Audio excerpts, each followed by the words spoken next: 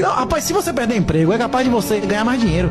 Toda vez que você tem uma perda na vida, abre oportunidades. Como o negócio que eu lhe contei lá, que eu tive um problema, que eu fui forçado a vender o carro, eu acabei transformando um carro de 3 mil reais, 1 milhão, não é isso ou não? Mas às vezes você tem um problema e tal, que era pra acontecer.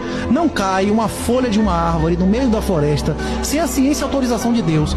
Se você aceitar que tudo que acontece é porque tinha que acontecer, você vai renunciar, não apenas ao seu desejo, mas à ansiedade, ao estresse, ao aborrecimento, porque era pra ser assim, não é isso?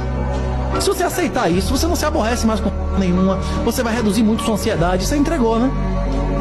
Deus, eu sou seu, a minha alma é sua, eu vou fazer o que lhe agradar, né? Só me indique o caminho, eu vou, e independente do que acontecer, se eu morrer, eu venci. É isso, a guerra espiritual é vencida dentro da gente, não é no mundo, não. O mestre disse muito claramente, o nosso reino não é desse mundo, não é isso? Agora, nós temos a obrigação de proteger nossa família ou não?